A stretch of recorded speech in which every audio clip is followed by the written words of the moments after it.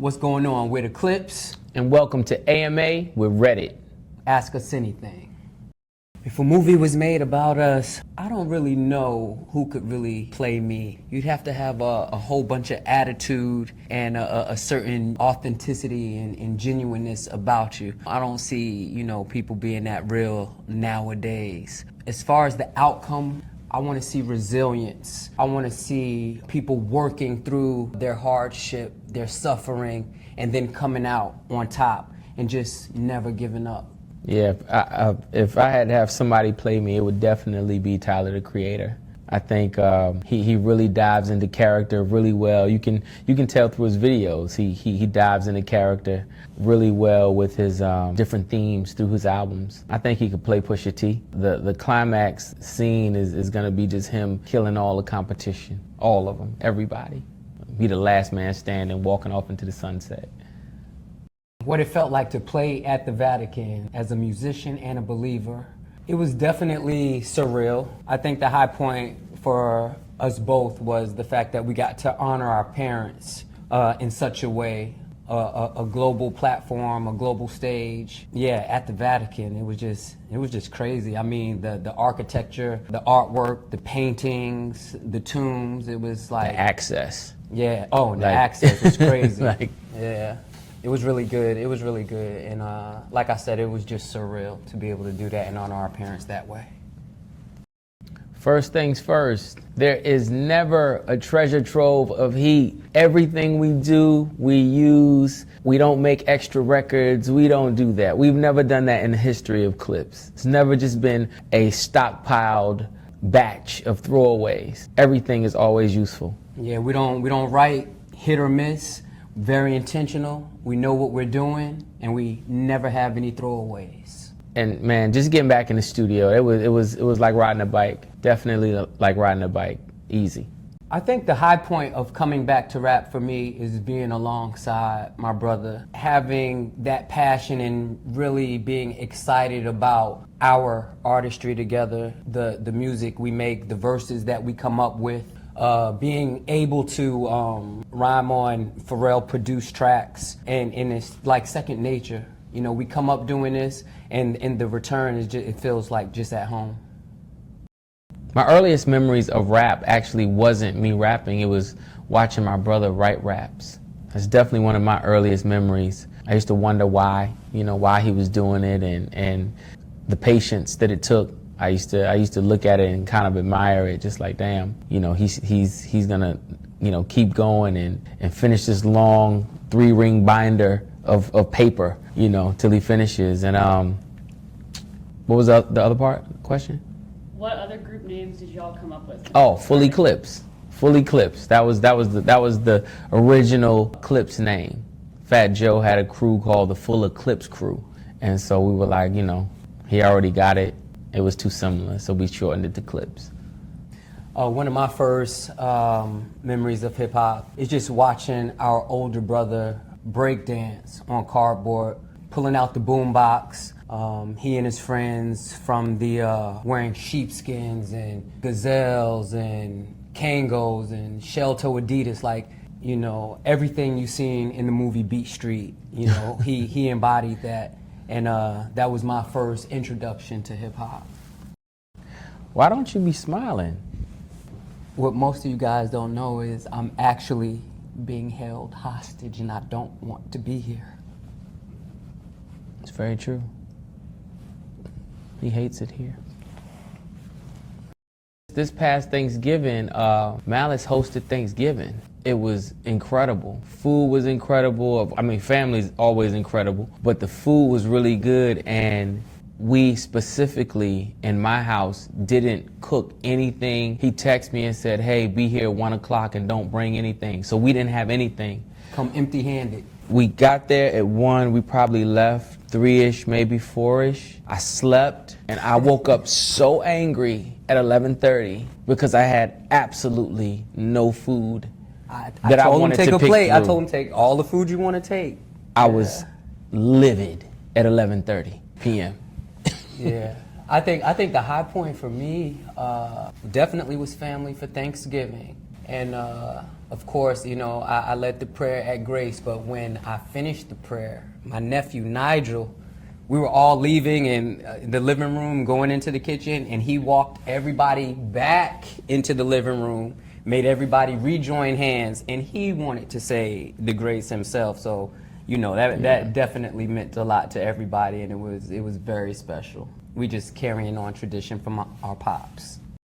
Sock, sock, shoe, shoe, or sock, shoe, sock, shoe. Sock, sock, shoe, shoe. Of course. It's the only way to do it. Anything other than that, you're a psychopath. Yeah.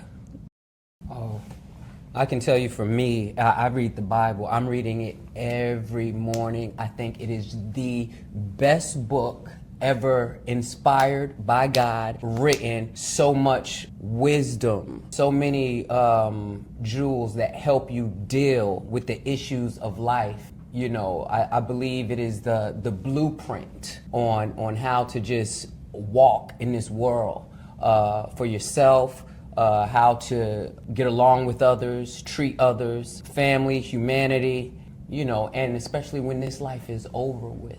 So I think the Bible is everything. It has so many bars in that book. It is so cold. I haven't seen anything yet to stand against it. And so I don't even need another book in my life. I could read this every day, top to bottom. Yeah, I haven't been reading much at all, anything. And I used to. I don't know, I haven't had time. Thank you. Yeah, London was a bucket list for us. Awesome shows out there. Man, I don't know. I don't think there was one particular moment that I said that this album was gonna be special.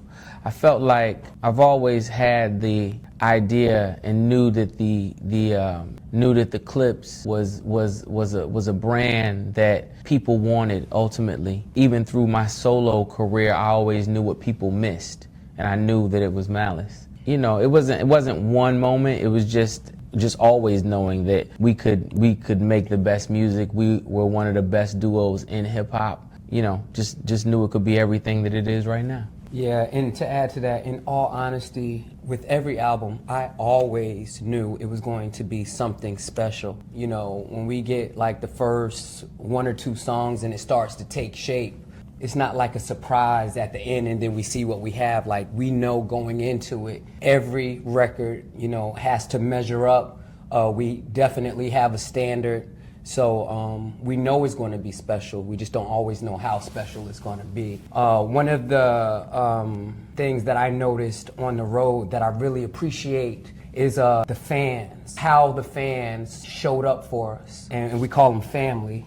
You know, how they waited for us all this time. They showed us that the appreciation for lyric-driven hip-hop is like, you know, we're not by ourselves. You know, they were craving it, they wanted it, and they feel like we delivered, and we feel like they delivered by showing up in all different ages, buying the album, and the also, merch. Yeah, the album, the merch, and knowing the words bar for bar. So it's really like a good time. It's like a family reunion, you know what I'm saying, when we're out there performing.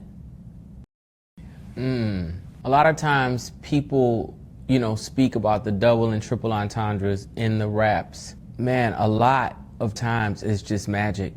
Like, it just happens. There's the way in which we write, you know, it's very much so like you always looking for the verses and the words and the lines to link. Anywhere we can do that and have the double meanings and make the meanings kind of coincide and so on and so forth. Like, we're kind of wired that way to look for that those type of lyrics and to make that mesh happen. Yeah, I agree. I think the double and triple entendres are stumbled upon. You have to be wise enough to catch it, you know, to see where the lyric is going, where it could go.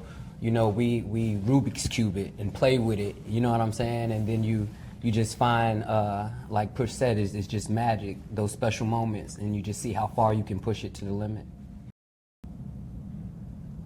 Biggie, Jay-Z, and Nas. I agree.